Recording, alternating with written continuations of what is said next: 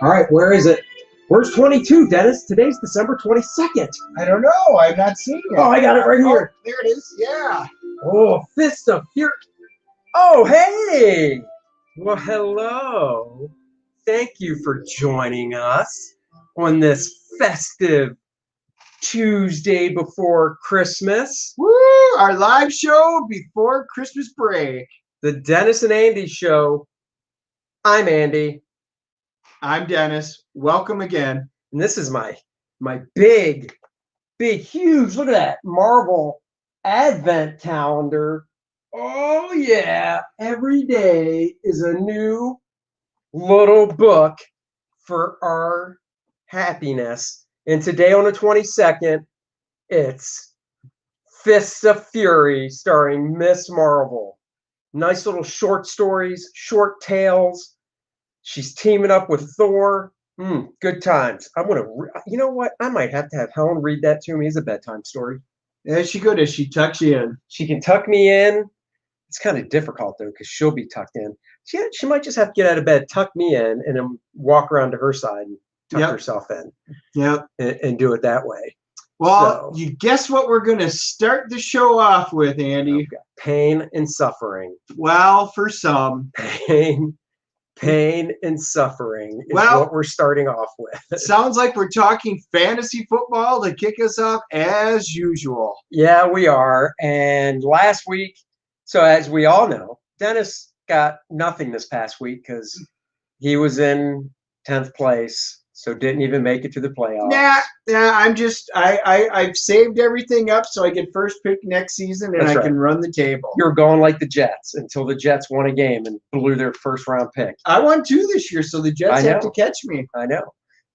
Whereas I, on the other hand, was playing in my second week of playoffs, because the first week it was this guy ranked number 8 playing top seed number 1 and kicking his ass. Yep. So I was like, woo! Yep, he beat Chad, and then this week, as we know last week, he's playing my wife. So he played Susie. I played Susie, and the final result, well, it wasn't good. It wasn't. It was an utter thumping. One of the biggest thumpings that we've had this season. Yeah. Yeah, it was very, very sad. What can I say? It was 84 points my way to 187. 184. 184. 184, and I had 87. Yeah. Oh, man. I got my butt kicked. We'll share the screen in a second. Dennis, you got to turn your camera off. You turn the camera off and we can share our screen. But until you do that, so you got to go up to our StreamYard there on your computer. Kill that camera. Let's see if that works then. It should. I think that video screwed it. Yeah. I don't know. We'll have to figure that out, how to share that again. Oh, no, that's it. You got to click share screen. Look at us. Technology. And then pick the one you want to share. Yeah. Not that one. You picked the wrong one. Oh, Dennis. Share screen. Oh, okay. Then minimize that and let's see what happens. All right. Nope, minimize it. There we go. Here we go. Some technical difficulties. Yeah, a little technical difficulties. So there we go. The Dirty Boys got their ass handed to them by Susie's awesome O's. Sushi's awesome O's. Dennis's wife kicked my ass. She's proud of herself, but you know, she can be. You got to let these women have it every now and then. Oh, look, she's even commenting. Yeah, she's commenting on your technical difficulties.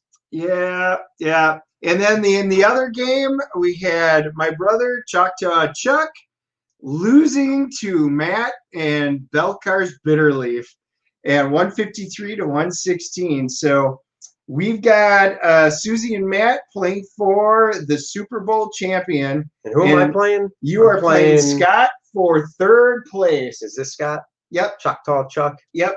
Why is he called Choctaw Chuck if his name's Scott? Because that's what he calls him, because his wife's Choctaw chick. And he's a Green Bay Packer fan too. What is with you people?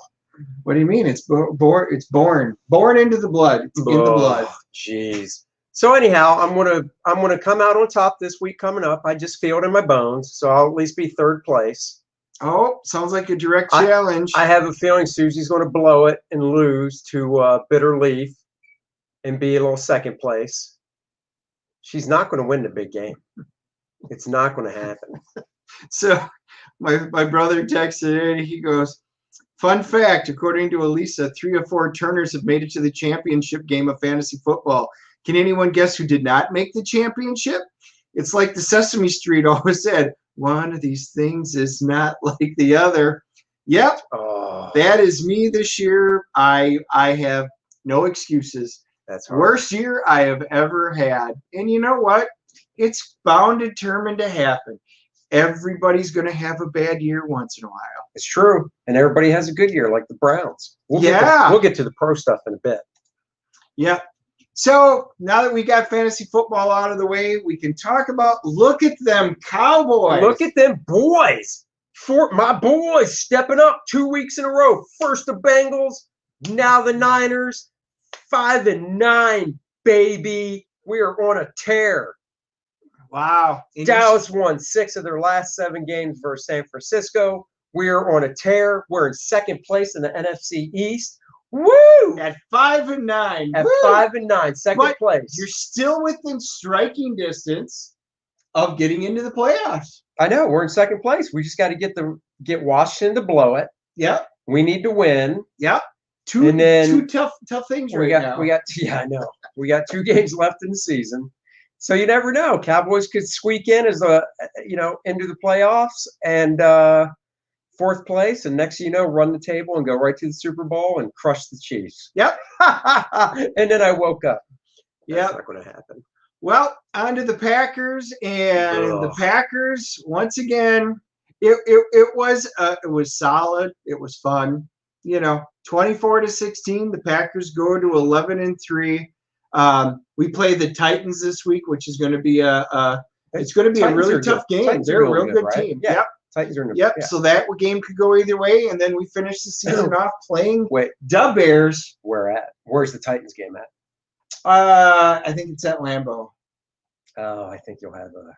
Well, there's no crowd, so I mean, it's literally playing. That is so sad too, man. I was watching the Panthers game, and I'm just looking at the long shots going, that is just so damn pathetic. You won't even let like 5,000 people in. I know. It was just like 5,000. They're kicking a field goal, and you basically see nothing. It is so ridiculous. But it's ridiculous. So home field advantage really doesn't mean a whole lot of anything. So for the playoff run in the AFC, they had a big upset last night.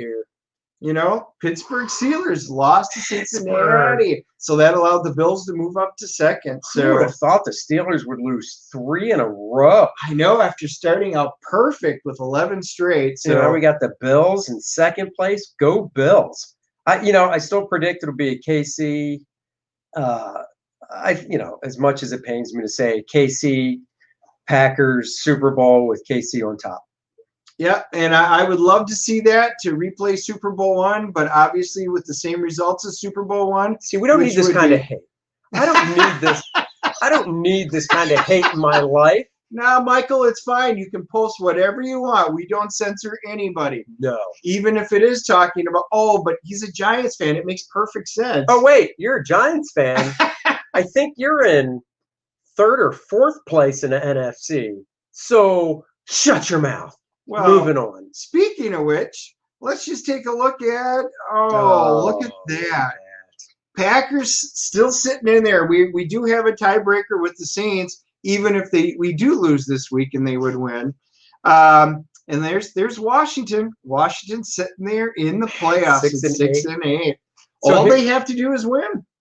Yeah, the big thing is I don't remember who they play. I don't really care because whoever's in that fourth place spot, they're not running the table. They're not going anywhere. Yeah, So it's a done thing yeah. for that. So it's going to be a fun last couple of weeks of football. We'll fill out fantasy football this next week. We'll see who wins, and hey, we the playoff picture's starting to take shape. So it'll be pretty fun to see. My money is on this guy, fantasy football, being in third place. That's all I'm saying. Third place. Sounds like a challenge to me. It's third place. All right. Well, it's Tuesday. As we all know, comics, except for DC stuff, don't come out till Wednesday.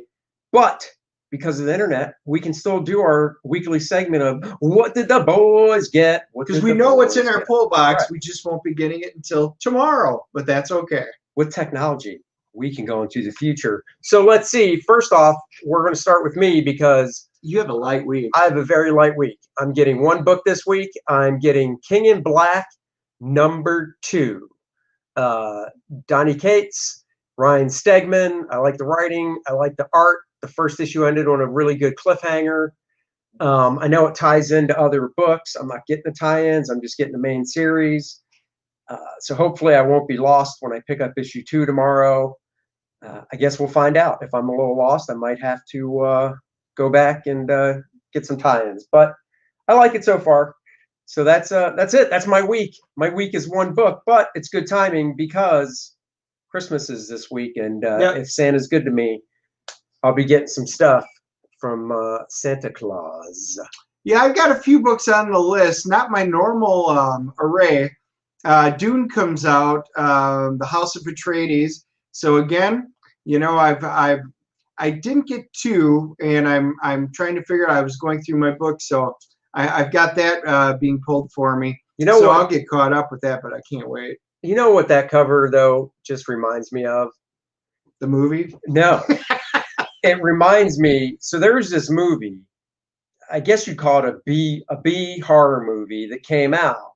And I can't remember the name of it, but the basic gist is this high school girl, once she hit puberty or whatever, she gets teeth in her bits and pieces. Oh, I have no idea. And she kind of goes after, you know, the boys that weren't too nice to her. Oh, and she gets her teeth and her you know. Here I thought you were going to say Tremors. She gets her teeth in her this spot, you know, and she goes after the boys. But that cover just makes it look like the opposite. It looks like some dude's thing that just opens up and has teeth.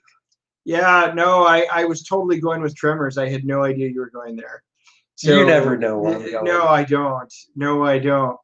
Excalibur comes out this week, and you know that's been pretty solid. Looks like another. I'm liking where the story's going. Wait, hold on. News interruption. Breaking news. Jennifer's Body. I believe we found the name of the movie. Is it Jennifer's Body? We'll have to Google that and find out. Michael, if you're at a computer, you could Google that for sure and dump the question marks and help us out. Wow. Try and do a show here, Jennifer's Body. Jennifer's Body. Firefly. Woo! Yeah. What issue number is that? That's #1. Oh, it's a new Blue number Sun 1. Rising. So it'll be interesting to see where they're going to take the show. I've liked, even though the show's not going. I'm a brown coat at heart. I've liked where the comics have went and where they've taken it. It's been solid writing. So hopefully this is going to be another interesting episode. And then my off pick of the week, Gloomhaven, The Fallen Lion. It's a one shot. It's based off of there's a board game out there that I have never played, and I have been told it is seriously one of the most fun board games out there. It's very D&D-ish. Obviously, you can even see it. They're going into the Sleeping Lion.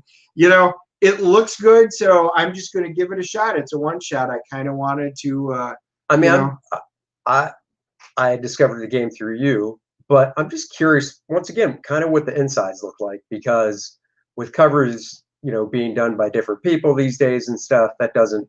You know, if the insides look like that, awesome. I don't think they will. Source Point Press is the one putting it out. So, you know, they're a small indie company. So let's see what they got to do. We're going to give them a shot.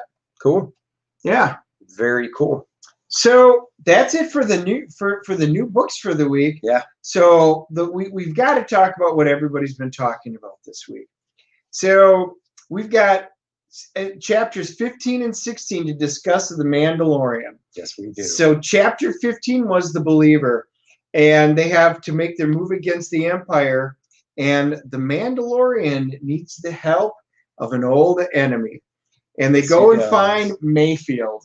Bill Burr's character, who is just, I mean, Bill Burr, for one, if you don't know who he is, he's a stand-up comedian. He's one of the funniest ones out there right now. So definitely check out his stand-up. But who knew he had acting chops? I mean, he's great. His character's fantastic. I'm glad they brought him back. Yep. So it's very interesting. They have to go pull him out. He's in prison, obviously, from earlier in the season. Yep. And they have to use him, and he gets a reduced sentence if he winds up, helping them track, Moff Gideon's ship. And they've got some really cool, they pull him out. They're in Slave One, flying around in the ships, and then they wind up, getting in their Boba Fett's. They're trying to find everything.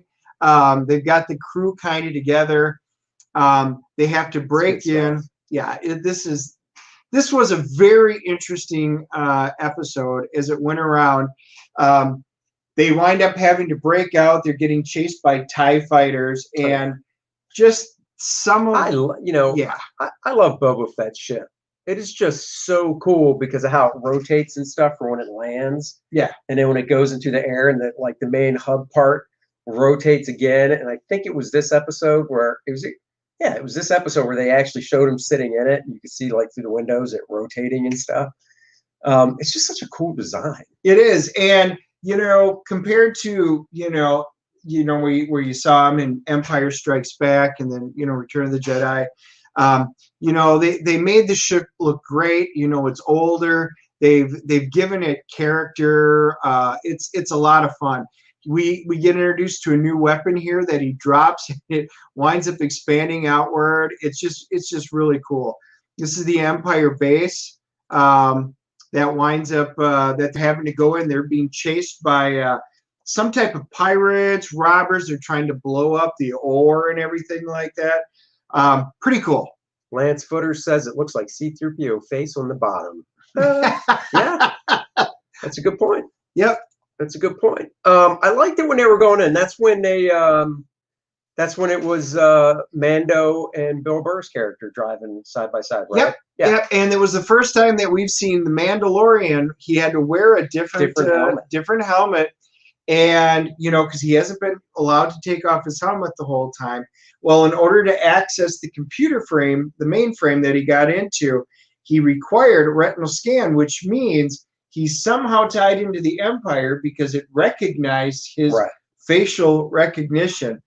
And it's probably because, he must have had ties to him in the past. But we get to see him, and there's Pedro. He takes his helmet, but he's quiet. He does. He's quiet. Doesn't talk, really.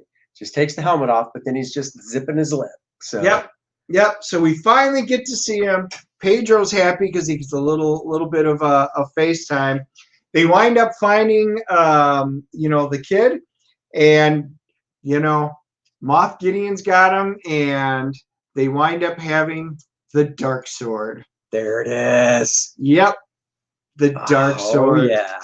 And we all know if you control the dark sword, you control Mandalore to rule it.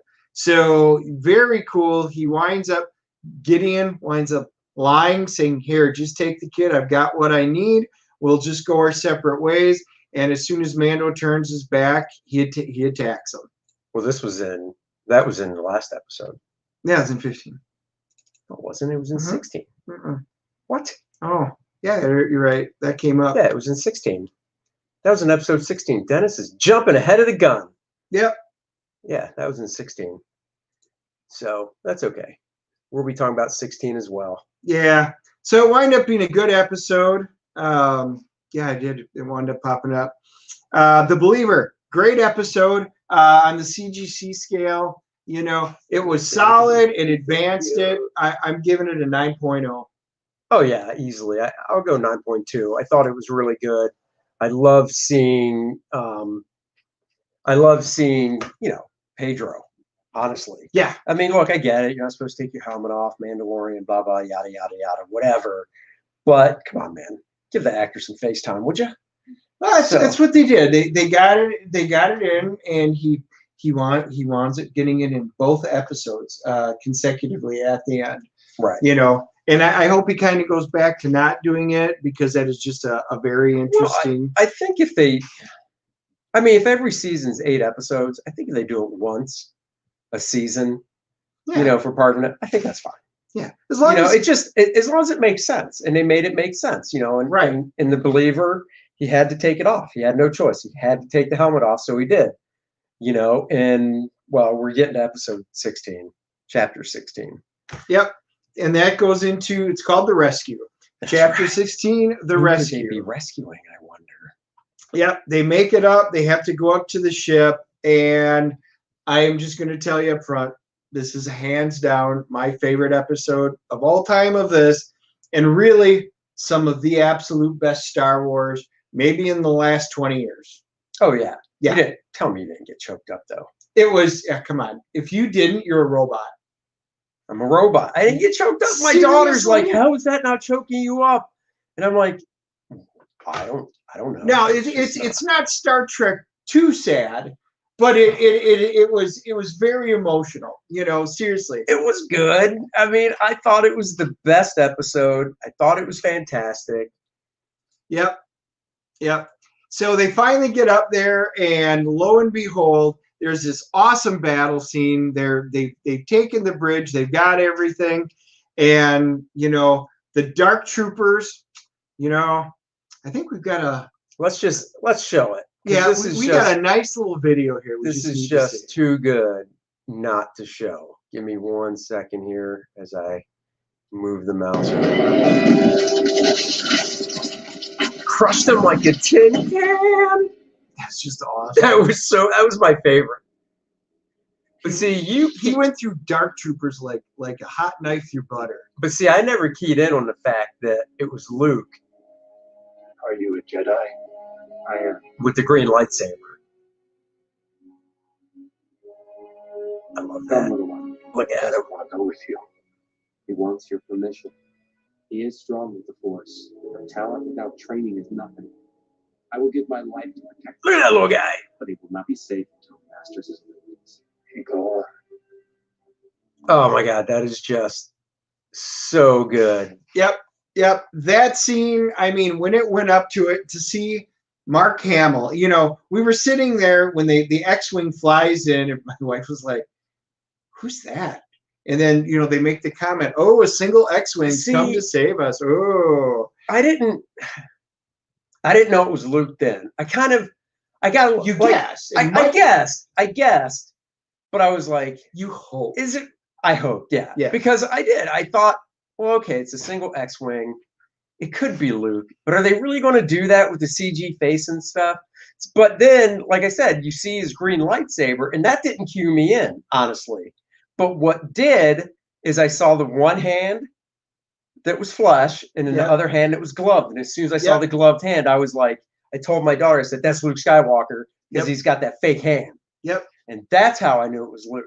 So my wife's like, well, Mark's kind of old to be doing it for this period. I'm like, aha, maybe they're going to do the Princess Leia or, the Tarkin, and they did. They CG'd him. They used another actor's body. Yep. They CG'd, and Mark Hamill came in and voiced over everything, and they CG'd his face on there.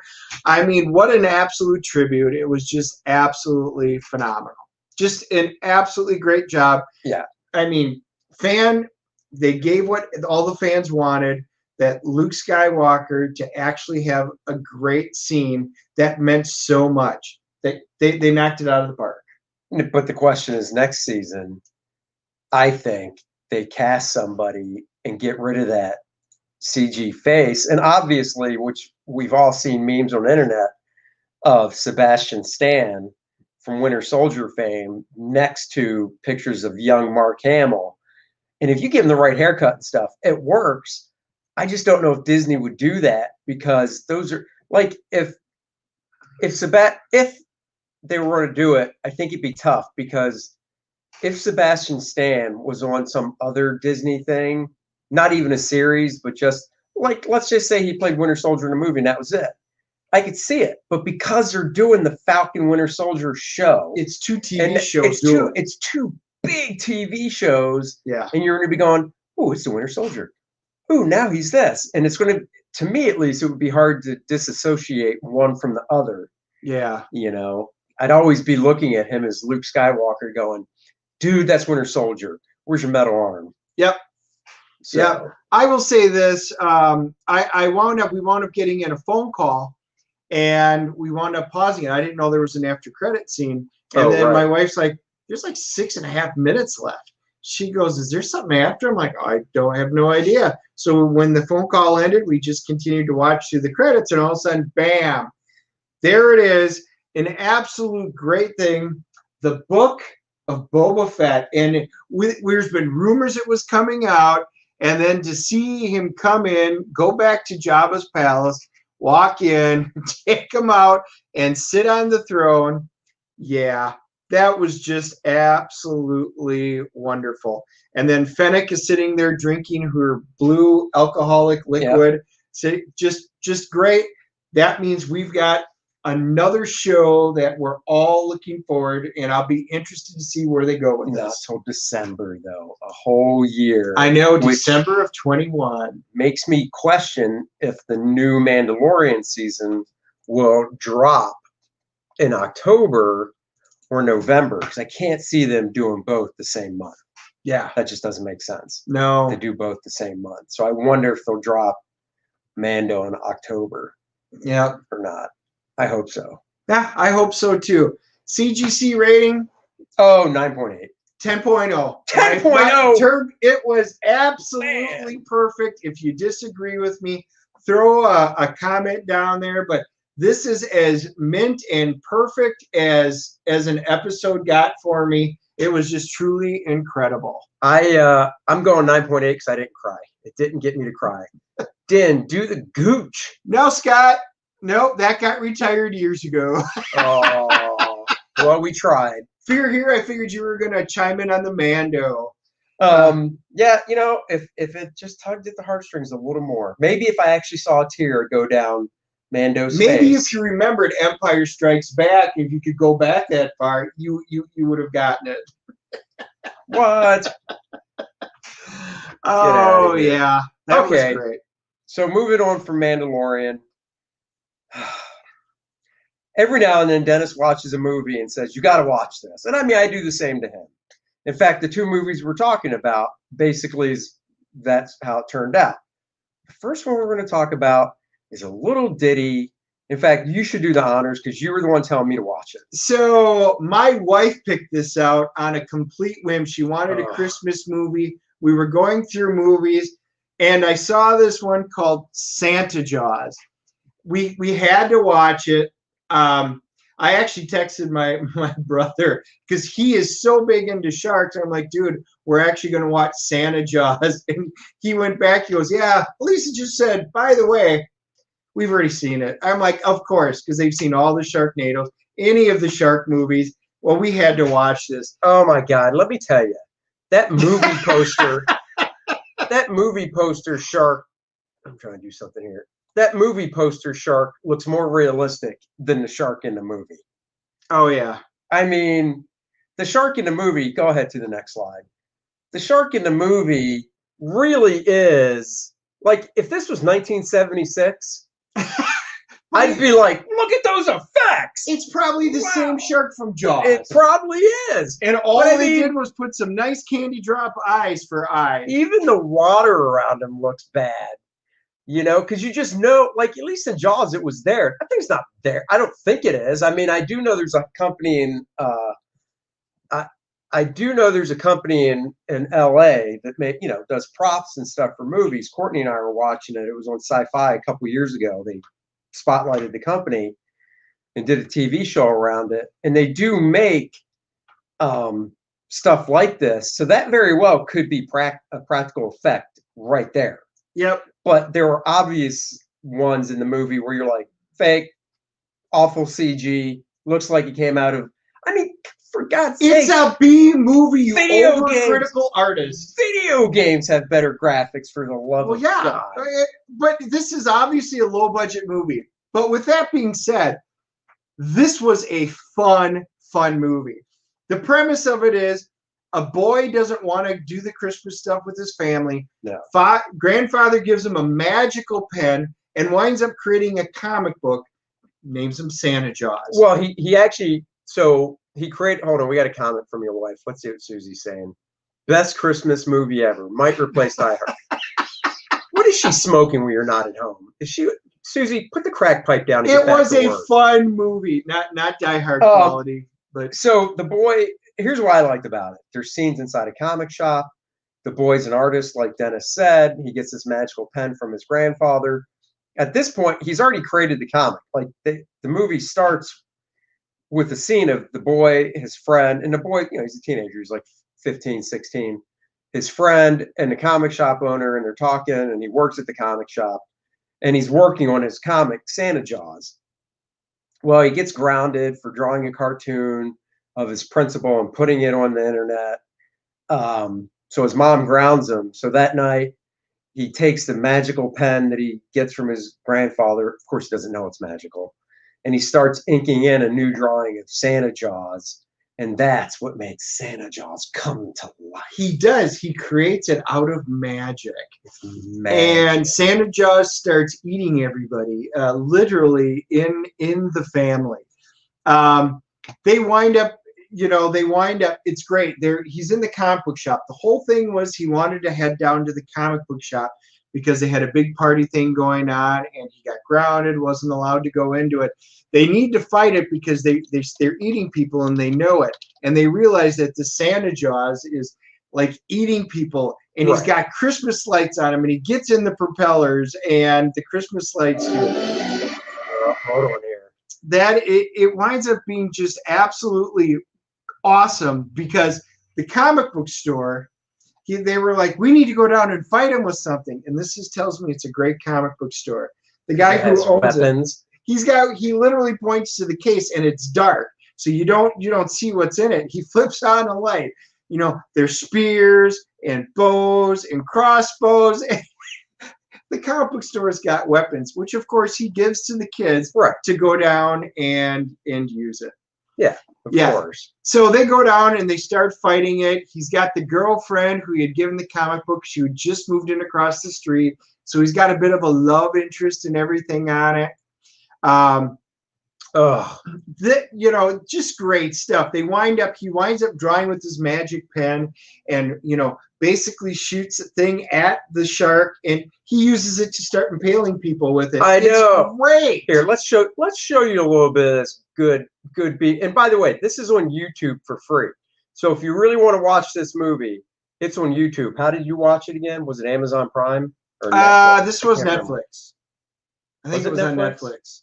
It's either Netflix or Prime. It's either Netflix or Amazon Prime. It's definitely on YouTube for free. Let's just show you a little bit of this glorious Santa Jaws. Get into position. And they have to wrap their weapons in Christmas stuff to make the weapons effective against Santa Jaws. So a spear not wrapped in Christmas lights won't do a damn thing. Oh, yeah.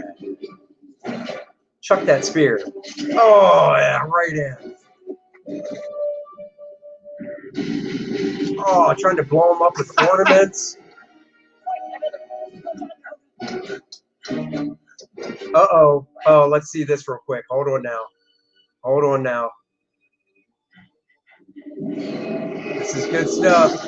Oh, see the Christmas lights? That was amazing. And there goes the friend. So here's the weapons at the comic book store. Best comic book shop owner. Sorry, everybody out there, but if you put weapons like that in your store, I would give you accolades too. See, and here's the thing. This was I'm assuming this was filmed in California. I'd love it if they actually went to a real comic shop and didn't just make one. Build a set. It would have been cool if they went to a real shop. Who knows? Um, it really would have been cool. I mean, this right here, at least I give them credit right here. We got a full screen that baby. See if you can blow that up some too. At least I can give them credit right here for ripping off Jaws. But I mean, even in this crap still frame, it's like real person. Somebody's probably holding her legs down here, wearing a green suit so they can scrub them out. And then this computer thing here, which, oof. Because only Christmas stuff affects him and hurts him. So like she takes out an eye with like a sharpened candy cane, and while she's in the water, it's great, and she's holding it up. Yeah, this is just good stuff. Yeah, it's it was an hour and a half, so it's not a big time commitment. If you like B movies, then you'll like it. I mean, it was fun, and especially for me, being a comic book artist, having that comic book bit in there, watching the kid do a little bit of scribbling. Yeah, I mean, the kid was better than I was at 16, that's for sure. This is no means a great, huge movie that everybody needs to run out and see. No. But I will say this, on the CGC scale, just because of its fun value and stuff that they went, I'm giving it a 5.5. It was a solid watch. It was an enjoyable watch. For what it is, which is a B movie. I gotta be honest. I thought you'd go higher than that. Yeah, I thought you'd go around 7 or 7.5. I'm going that much. I'm going a flat 4. Oh, flat 4. Flat 4.0 on this baby. That was my fun pick of the week out of the blue. Then Andy came up with a movie and said, "Hey, this is the one we're gonna watch." So we wound up watching Second, starring Ryan Phillippe and Casper Van Dien. And this I was excited about because I love Casper Van Dien, especially all the way back from Starship Troopers. That was, so I was like, hey, this actually had a really decent trailer to it.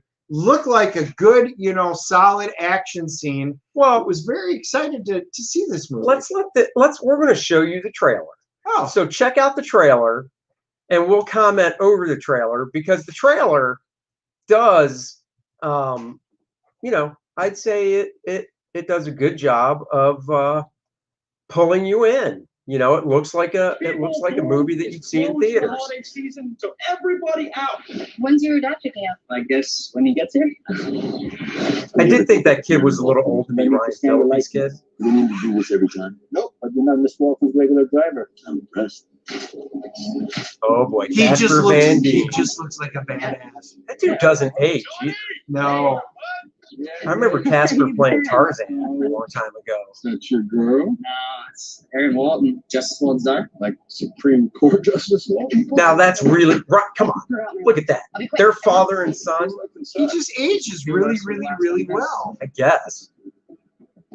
Look at Casper. He doesn't look any different. No. You say your driver was new? Yeah, why? Maybe we should call your dad and make sure. See, so far it looks good though. Yeah, I'll give it that. And I like. I'm starting to get a Chuck Norris vibe to this. See, I'd go even higher than that. Even the fights don't. I know. This trailer looks awesome.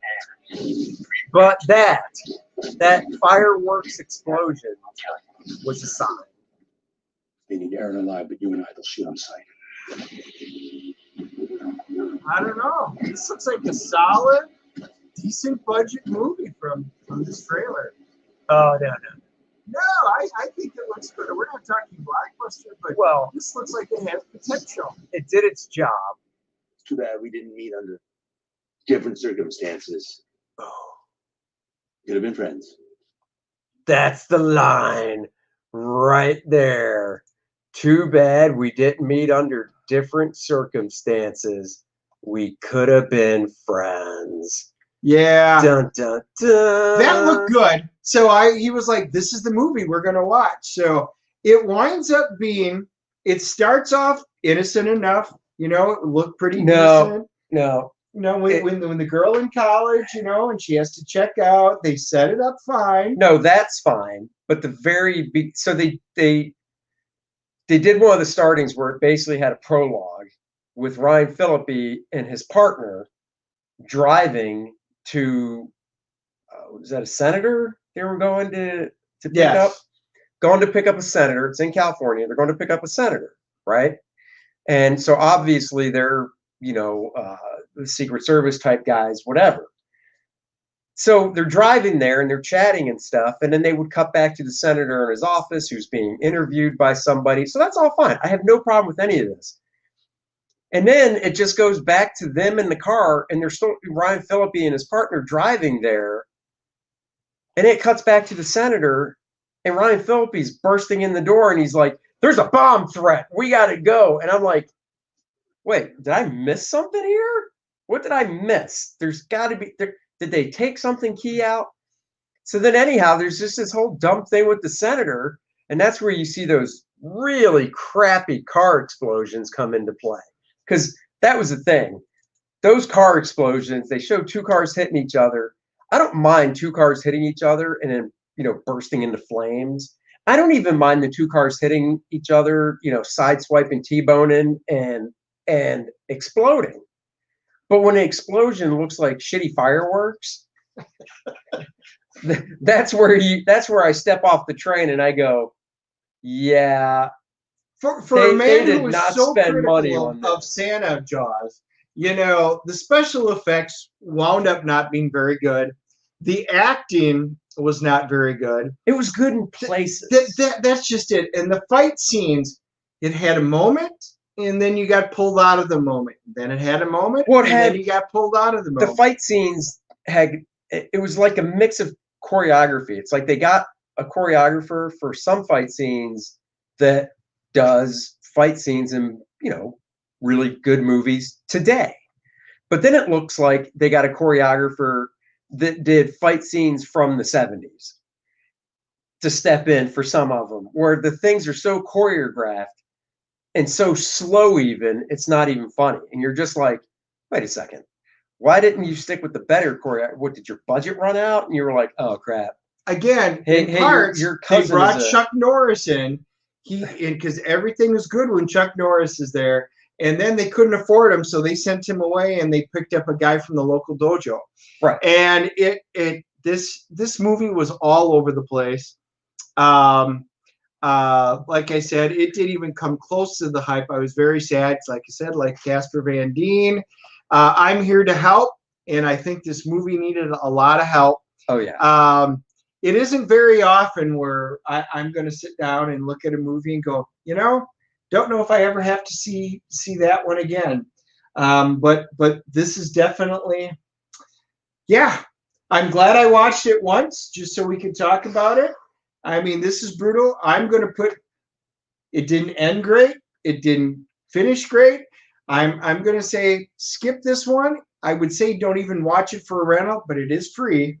Well, no, it was on Netflix. That's what I'm saying. It's free. It's not free. Well, you don't have Netflix. Everybody just about has Netflix, and if you don't, I bet you'll find it on YouTube soon. That dude living in a refrigerator box does not have Netflix. But probably has YouTube.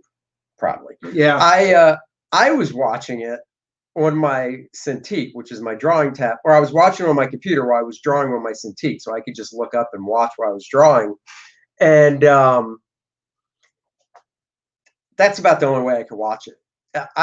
Because I got something done while it was on. Now, if I sat down at like 8 o'clock at night and watched this, I would have had that feeling that you get when you walk out of a movie that's bad and you go, well, that's 2 hours I'll never get back.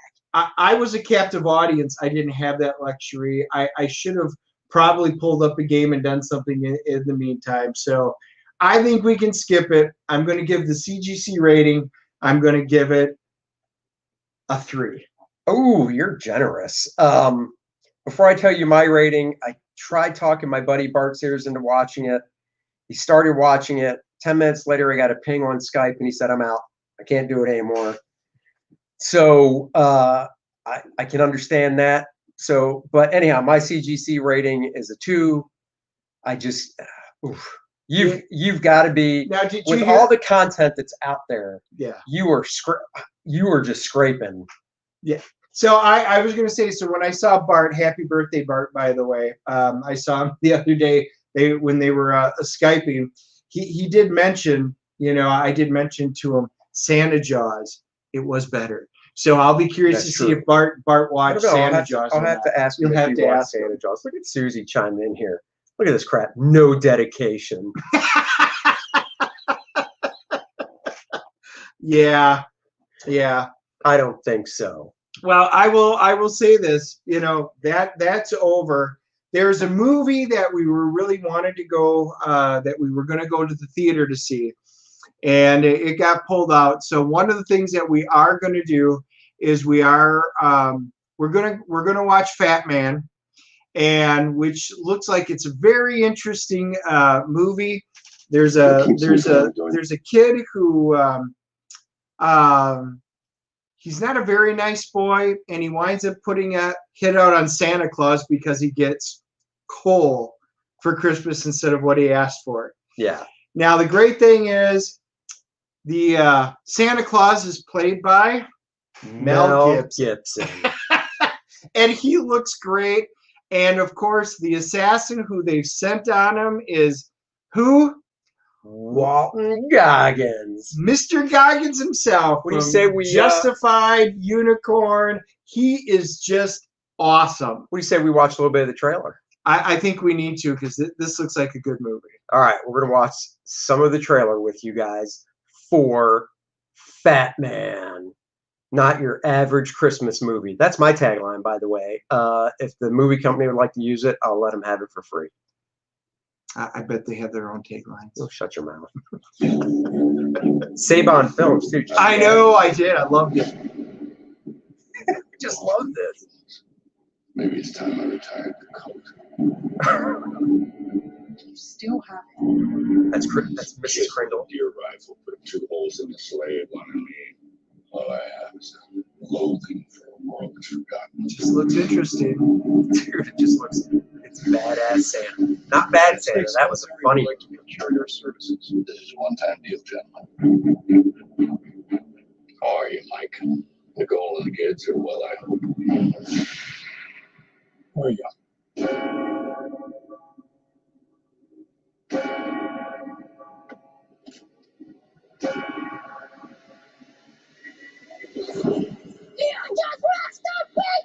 Yes, that is true. What's the job? I'd like you to kill Santa Claus. I'm looking for the Fat Man. Oh, looks like it's my 2 brothers. This is what people actually think of me. Christmas is a farce. I'm a joke. What's the purpose of your visit? Hunting. I'm going to kill some things. There is a rising number of our youth making poor decisions. Big man's head. Sir, it's rotten. They old. And I want his beard. I'm not shaving off the dead man's beard. That's why elves live much longer than humans. Chris, you know what to say? No, it's a giving that keeps him young. Alka-Seltzer in a shot. I've come for your hands, Fat Man! Love that. You think you're the first? Think I got this job because I'm fat and jolly? Jingle bells, jingle bells, jingle bells. Oh, twice tonight, voice of and sing. Oh, come while you sleep. The Fat Man's got his eye on you. Oh my God. This definitely does not look like a rated G movie, but no, look, what an interesting take for a Christmas movie. So phenomenal. I know our next broadcast will be after Christmas. Yep. We will have to have watched this, so we will review this for our little post-Christmas cheer. That's right. A little Fat Man review for you guys. I love Mel Gibson, Walton Goggins. I discovered him in The Shield on FX. Oh, God, 20 years ago. He's another one that ages well. Yes. That was like 20 years ago. Yes, and I think his hairline looked just about Just the the same, yeah. You know, he hasn't changed much. And now he's in a show called The Unicorn, which is it's a sitcom. Started watching that. It's funny. It's great. It is really funny. It takes place in North Carolina. It takes place right around Raleigh, I believe, because the season I'm on, one of the wives, I can't remember her name, but she just got accepted to, I believe, Piedmont. Yeah, College. and they talk about Greensboro. They talk about driving, how yep. far she has to drive and stuff. Yep. It's a really fun show. It shows a different side to Walton Goggins, a comedic side, which he's, just not usually known for. He's known for what you saw in the Fat Man trailer. He's a bad guy. He usually plays a bad guy and plays him well. So in The Unicorn, he's a widower. Well, anyway, with that being said, we will review that next time. Yeah. So everybody have a very Merry Christmas. Happy holidays. Merry Christmas, one and all, and we'll see you in a week. Remember, YouTube, Dennis and Andy Show. Like our channel, subscribe to our channel, share our channel.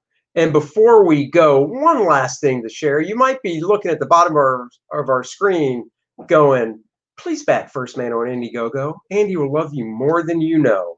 And I will. But let's just show what I'm asking you to back, people. I mean, come on now. This is it. This is my Indiegogo campaign for my creator-owned book, First Man.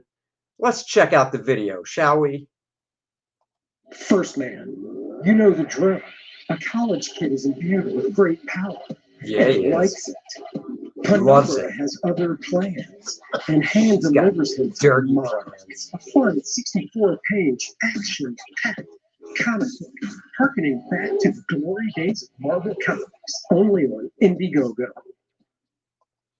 Yep. So there you go, First Man. It's my comic book. I've been in the business for 30 plus years, working for Marvel, DC, Image, you name it. I've probably drawn for them. Branching out, doing my own thing. First Man's a character I created as a kid. I've got your original issue. You do. 64-page. Let's make this so everybody can see it. Nobody needs to see our dumb faces on the side. Oh, there it is. 64-page, full-color graphic novel. Perfect bound. No staples here. You got the 4 main characters. Each character has their own bio page. If you like collecting original art, there's going to be a blank page in the book. I can either do a head sketch or a figure sketch for you. Here's some interior art from it. Oh yeah, that's what you want. You need this. You need it. You want it. You got to have it. I get it. Growing up in the 80s, we all loved the parody ads. So I did my own parody ad with First Man and the cast, Monarch and Penumbra. And that's funny. Bart Sears does a variant cover because he's a pal, and I've got blackmail info on him, so he had to. I make no bones about it. So please give it a like, give it a look, back it, support us indie creators. I would really appreciate it. Until next time, thank you again for joining us. We are looking forward to day 23 tomorrow in the Marvel Advent Calendar. What comic will it be? We'll find out then. Hopefully X-Men. Hopefully. Merry Christmas, everybody. Bye-bye.